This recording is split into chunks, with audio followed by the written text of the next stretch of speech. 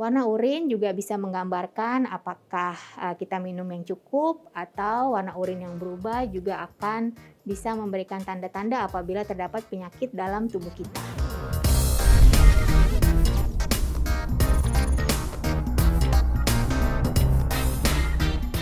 Urin dibentuk oleh kedua ginjal kita melalui suatu proses penyaringan. Jadi zat-zat yang akan terpakai oleh badan kita dikembalikan ke dalam tubuh, kemudian yang tidak terpakai akan dikeluarkan dalam bentuk urin melalui serangkaian proses pengenceran dan pemekatan yang dilakukan oleh kedua ginjal kita.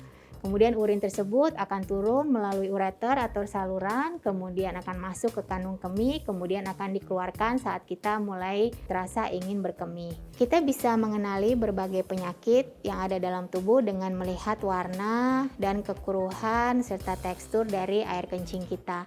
Yang pertama adalah air kencing kita secara normal adalah kuning jernih, di mana saat kita minum yang cukup 2 liter sehari, 8 gelas sehari akan keluar kencing yang berwarna kuning dan jernih. Tapi apabila warna air kencing kita mulai pekat, itu pertanda bahwa mungkin kita kekurangan cairan dan harus menambah air minum kita. Kalau air kencing kita kemudian bertambah pekat dan kemudian sedikit keruh atau bahkan keruh sekali, mungkin kita mencurigai adanya infeksi di dalam saluran kemih kita. Kemudian warna bisa berubah juga dari kuning menjadi kecoklatan, di mana itu merupakan indikasi atau perkiraan adanya gangguan di sistem liver dan sistem empedu, sampai juga warna urin bisa menjadi merah, berdarah ya, bahkan kadang-kadang bisa sampai bergumpal-gumpal yang menandakan ada beberapa penyakit seperti infeksi saluran kemih, batu saluran kemih, sampai tumor di saluran kemih. Ada beberapa makanan, minuman, dan obat-obatan yang bisa menyebabkan perubahan warna pada air kencing kita. Seperti contohnya buah bit, buah naga, kemudian ada beberapa obat yang bisa menyebabkan warna air kencing kita menjadi merah, tetapi bukan berdarah. Nah, itu bisa diperiksa atau dianalisis di laboratorium apakah merahnya itu disebabkan karena darah atau hanya karena makanan atau minuman yang kita konsumsi.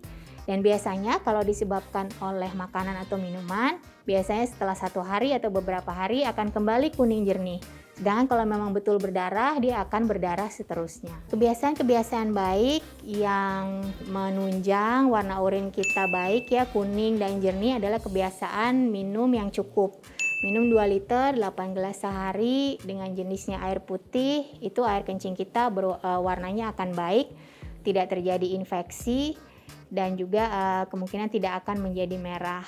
Dan selain itu juga kebiasaan untuk tidak menahan kencing itu penting untuk mencegah terjadi infeksi saluran kemih, dan juga kebiasaan untuk menghabiskan kencing sampai habis ya. Jadi tidak terburu-buru untuk keluar dari kamar mandi, tetapi air kencing itu belum habis. Nah, air yang mengenang di dalam kantong kencing tersebut bisa membuat atau beresiko terjadi infeksi, batu, dan mungkin tumor. Jadi itu semua harus dihindari.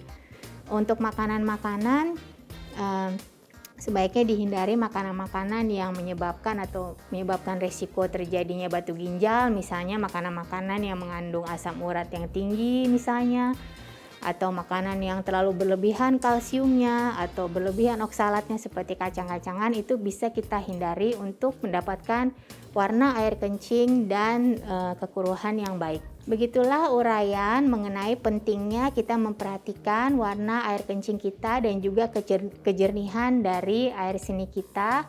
Dan jangan lupa bahwa perubahan warna pada air kencing bisa menandakan adanya penyakit di dalam tubuh atau bisa juga karena faktor atau makanan yang kita konsumsi sehari-hari.